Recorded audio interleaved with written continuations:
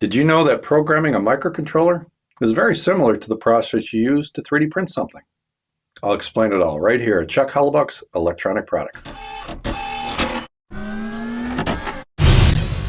So what is a microcontroller? Well, it's basically a computer board shrunk down and put inside an integrated circuit. See, a computer board has a microprocessor, not a microcontroller, a microprocessor at the center. That's the CPU. And then external to that is the hard drive or the flash memory where the programs are stored. Then it also has an external RAM or temporary memory for the programs to use.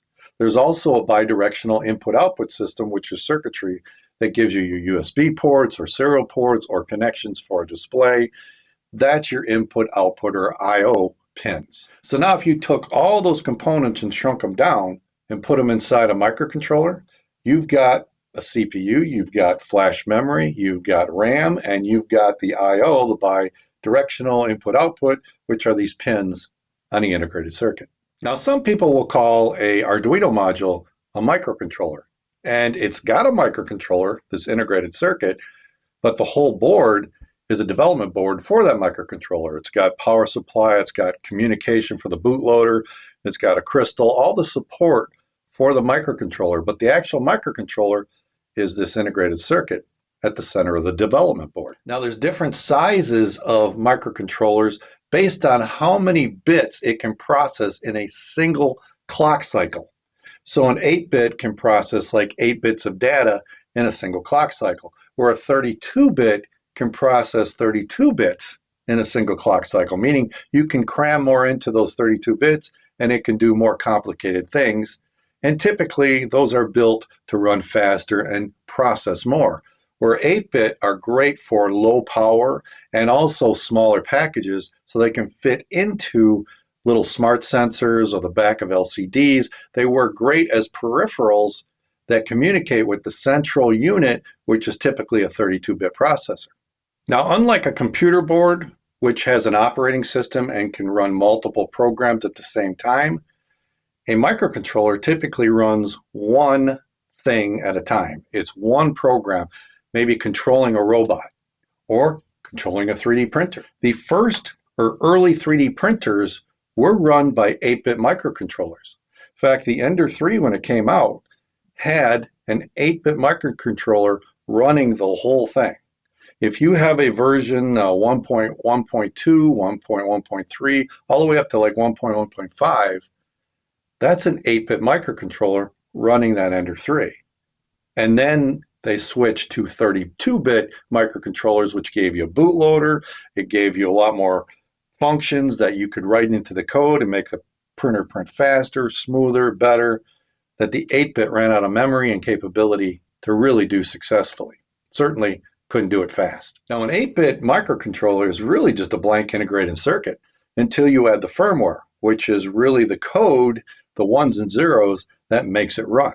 Now, loading those ones and zeros of the program into the microcontroller, that's called programming the microcontroller, because you're putting the ones and zeros in the program memory. And the process to do that really is similar to a process you would use to 3D print something. So let's say you found some design that you want to actually use, like a phone stand, and you found it on printables.com or Thingiverse, but it's not exactly right. So you bring the design into Tinkercad or Blender, and then you make some modifications to it the way you want it to be. And then you export that file, that .stl file, and you bring it into your slicing software. And that slicing software will then basically slice it into individual commands of X, Y, and Z position of the head so it can extrude the plastic and build your 3D print. Well, that file that it creates is a .g code file. And you will export that .g code file onto some memory device, either an SD card or a USB flash drive, or maybe you just send it through Wi-Fi to the memory of your 3D printer. And then you hit play, and it will read that line by line and build your 3D print until you have the object that you wanted in the first place. So that process is very similar to how you program a microcontroller. Let's say you want to control a robot. So that's the end function you want this program and the microcontroller to do. And so you go out and search and find a program that actually controls a robot similar to what you want. But you know you got to make some changes. So you bring in the code into an integrated development environment or an IDE, and you modify that code to do the things that you want it to do. That's just like how you modified your .stl file. Once you've got that completed, then you send it to a compiler. A compiler is kind of like the slicer. The compiler takes that code and turns it into the ones and zeros that you actually want to put in the memory. Now, instead of putting on an SD card or USB or even Wi-Fi, you would use a programmer that will connect to some pins on here and serially send the ones and zeros into the memory of the microcontroller.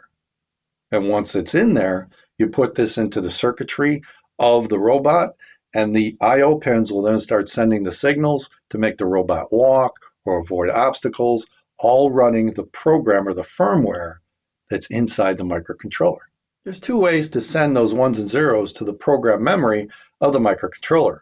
One is to use a hardware programmer, which takes a USB signal of the ones and zeros and sends it serially into the pins that are connected to the programmer.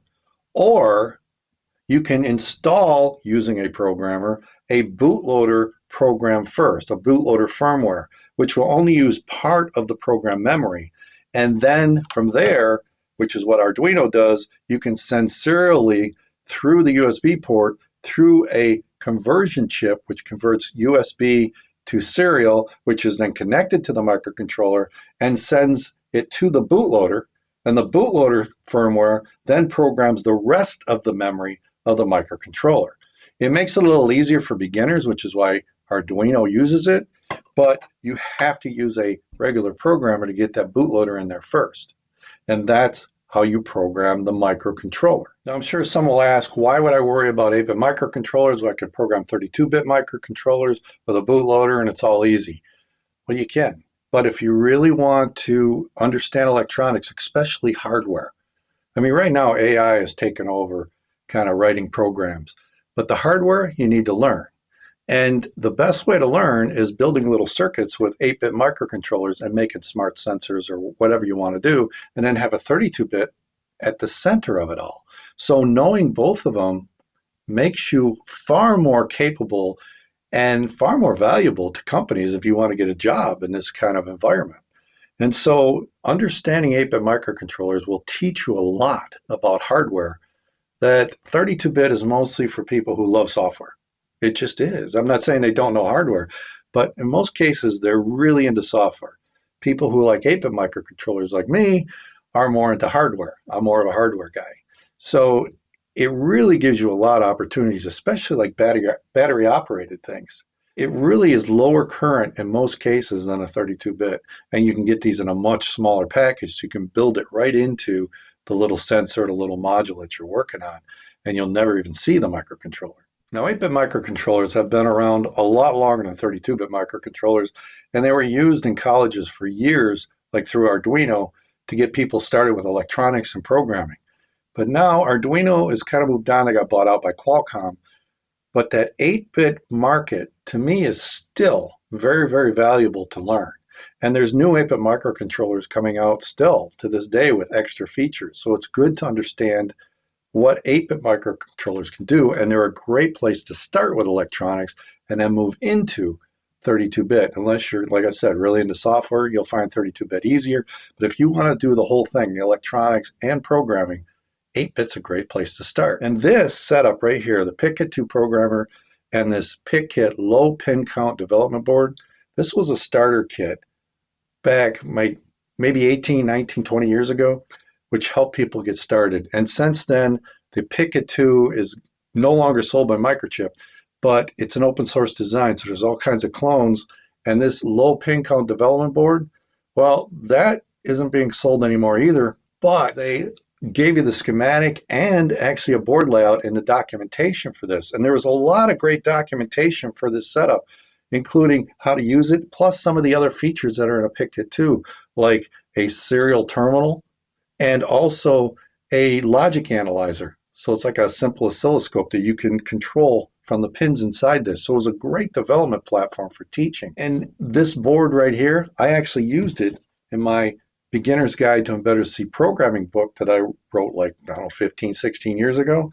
And then in volume 2, I took the same board and modified it and showed you in the book how you can add extra connectors and a breadboard area to go further than what this board gave you, which was a switch for an input and LEDs for an output and a potentiometer for analog to digital conversion. Now, because this design was all open, including the board and the layout, I was able to reproduce it with some minor modifications. I was able to reproduce this for people who wanted to get one for my book, and you can reproduce it at PCBWay.com.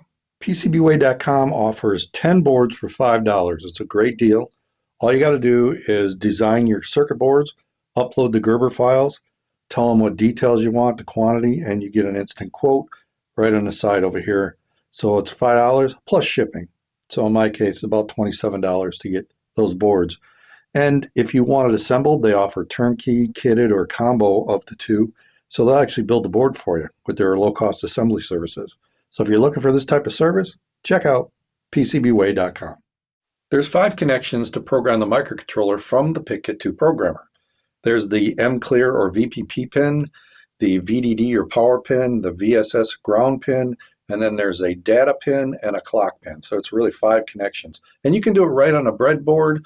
You can do it right built into the circuit, or there's actually sockets you can get so you can just plug it into a zip socket. But I'm going to reproduce a breadboard version right here. Here's my setup. I have a clone PICkit2 Programmer plugged into the USB port of my PC laptop where I'm running GCBASIC and the PICkit2 programming software. And then I've got all the connections to a PIC 12F683 8-pin microcontroller so I can program it. I also added a resistor and LED to one of the I/O pins because I'm going to control that and make the LED blink really fast. Here's a close-up of all the connections, including the LED and resistor. Here's a screenshot of my setup. I've got GCBASIC IDE on the left for writing the code and the PICkit programming software on the right for programming the microcontroller. And these are both free programs that you can download and use. The GCBASIC code is really easy. At the top, I define which microcontroller I'm using. Then I put this in a do loop. I'm going to pulse out on pin 4 at 100 milliseconds. And then I'm going to wait 900 milliseconds for the LED to be off. So it's only going to flash quickly at 100 milliseconds. I click on the H button in the upper corner, and that's going to produce the hex file. So basically it's going to compile the code and turn it into the ones and zeros. And once that's ready, it'll send it over to the PICkit2 Programmer. It'll load that hex file, send it to the programmer, and just like that, the LED is blinking. How great is that? It's very simple to do. Now what I actually did too is I added this red jumper wire from the pin of the LED back to the programming pin, and I was able to capture that pulse with the logic analyzer built into the PICkit2 software. I enabled the X and Y cursors. X shows the start, Y shows the end, and it shows it exactly 100 millisecond pulse. There's a lot of great options for programming 8-bit microcontrollers, whether you do it with a programmer or you do it with a bootloader like Arduino. And in fact, if you like Arduino or just want to get started, Tinkercad circuits within Tinkercad.com will let you write code, build a virtual circuit, and actually simulate it right in Tinkercad circuits for free. If you're interested in any of this, including Tinkercad circuits, let me know in the comments below. I want to give a shout out to my Patreon supporters. Your support means everything. Thank you so much. Thanks for watching. And here's a few other videos you might like. If you want to help support the channel, Patreon's the best way to do it. And if nothing else, click on that logo and subscribe. I'll see you next time right here at Chuck Hellebuyck's Electronic Products and Filament Friday.